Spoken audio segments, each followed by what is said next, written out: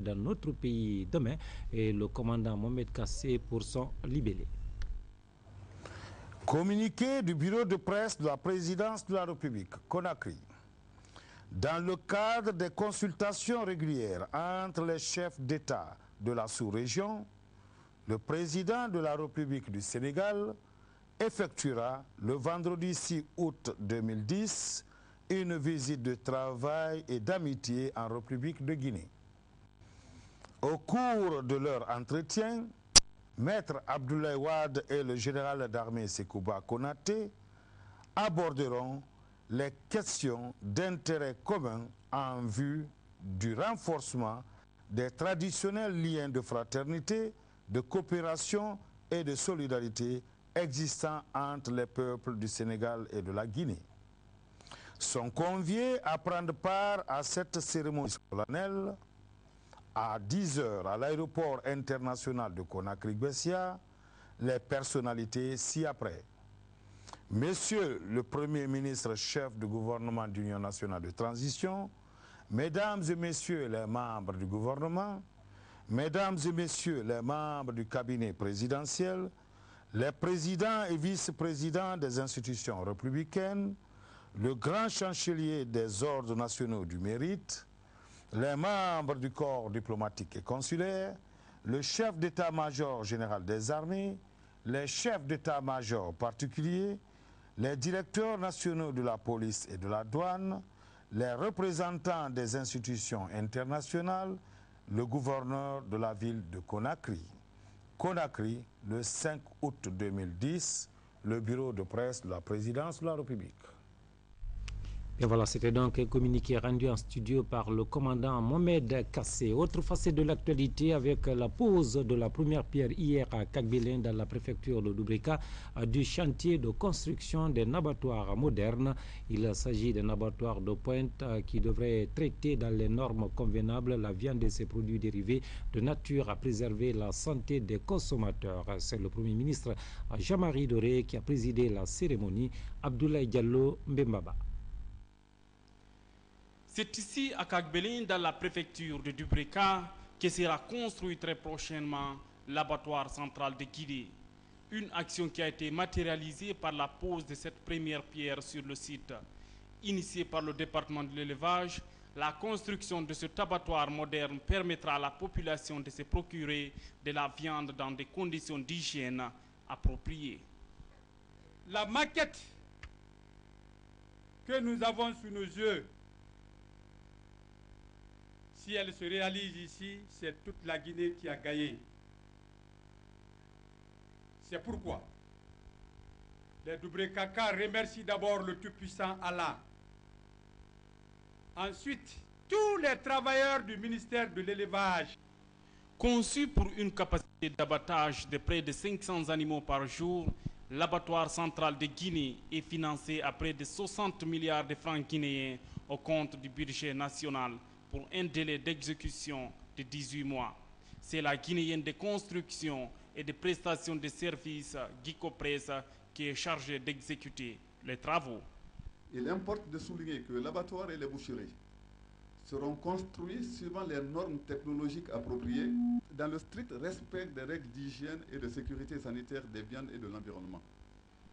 Le ministre de l'Élevage a invité les bénéficiaires à pérenniser tous les chantiers en cours pour le bien-être des Guinéens.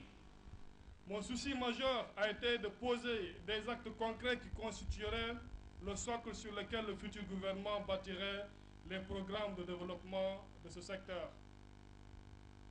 Le diagnostic fait nous a conduit au constat que l'élevage est une activité socio-économique porteuse de croissance et offrant d'immenses possibilités pour réduire la pauvreté en milieu rural et améliorer la couverture des besoins alimentaires des populations des points de vue quantité et qualité. Il n'existe d'esprit sain que dans un corps sain. C'est en ces termes que le Premier ministre a salué cette initiative du ministère de l'Élevage qui vise à faire respecter les règles d'hygiène et de sécurité sanitaire de la viande. Comme l'agriculture en général, nous avons inscrit l'élevage et ce qui s'ensuit dans la priorité absolue de la transition. Comme vous savez, depuis le mois de janvier, la Guinée n'a bénéficié d'aucune aide extérieure. Mais la santé de nos populations fait partie de nos devoirs de base pour lesquels nous n'avons pas besoin d'aide étrangère. C'est pourquoi, comme vient de le dire le ministre, le Conseil des ministres a décidé d'en faire une priorité absolue. Nous espérons, nous souhaitons que les gouvernements qui vont nous succéder auront à cœur d'ajouter à ce qui va se faire aujourd'hui pour que pour la consommation alimentaire, l'hygiène domine, la technique domine, que l'artisanat recule, pour que le peuple de Guinée ait une santé solide.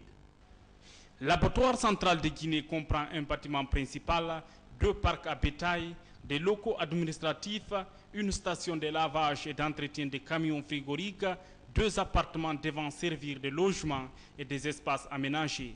À cela, il faut ajouter la construction de 9 blocs de boucherie communale moderne à Conakry, composés de 5 cabines par bloc. C'est l'abattoir central qui servira la viande à ces différentes boucheries communales. Autre fait marquant de l'actualité, c'est ce point de presse organisé par la cellule de communication de la CENI au sujet des contraintes liées à l'organisation du second tour de la présidentielle dans notre pays. Vous savez, la date du scrutin reste toujours inconnue et ce soir, je propose justement l'éclairage d'Habib Bacham qui commente les images de Mamadou Babangoura. Après s'être attiré les foudres de la classe politique sur les conditions d'organisation du premier tour de la présidentielle, les membres de la CENI tentent de rassurer par le biais de la cellule de communication. C'est dommage qu'à l'interne, les gens se soulèvent, disent que la CENI n'a rien fait de potable. Ou toutes les fois qu'on dit que c'est bon, on ne parle plus de la CENI. La prolongation, c'est par rapport au 4 août. Parce que normalement, nous devrions organiser les élections le 4 août. Si nous devons aller au-delà, il faudrait bien que nous soyons un peu en phase avec la loi. Donc c'est pourquoi nous avons demandé la prolongation au niveau de la Cour suprême pour qu'il nous donne le temps de régler certains problèmes. Loin de fixer l'opinion nationale sur la tenue du deuxième tour du scrutin, la CENI, comme l'indique la cellule de communication, est en discussion avec les différents acteurs dans la perspective d'une élection réussie. Il y a eu déjà beaucoup de dates qui ont été fléchées et dernièrement, comme vous le savez tous, c'était devenu un secret de polichinelle pour tout le monde. Nous étions au 22. Mais il y a beaucoup de petites situations à régler. Mais les gros problèmes ont été réglés déjà. Les gros problèmes ont été réglés. Nous avons les bulletins. Nous allons voir bientôt les cartes d'électeurs alphanumériques pour ceux qui devaient, ceux des Guinéens qui devaient voter avec le récépissé. Nous allons leur donner les cartes d'électeurs, mais maintenant alphanumériques.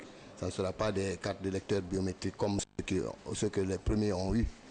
Mais ils auront leur carte sur laquelle ils vont avoir le numéro de bureau de vote. Sur une ordonnance en date du 3 août 2011, la Cour suprême accorde à la CENI la prorogation du délai pour l'organisation du deuxième tour du scrutin présidentiel. Ainsi, le suspense est loin d'être levé.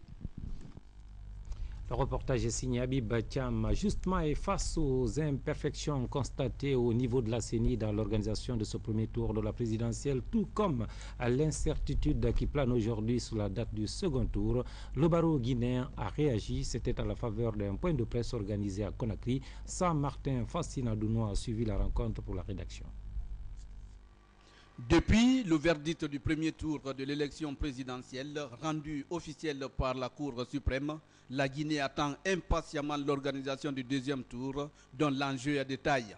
Une période d'attente mais surtout de concertation. Ce jeudi, le bâtonnier de l'ordre des avocats a animé une conférence de presse au siège du conseil de la dite institution.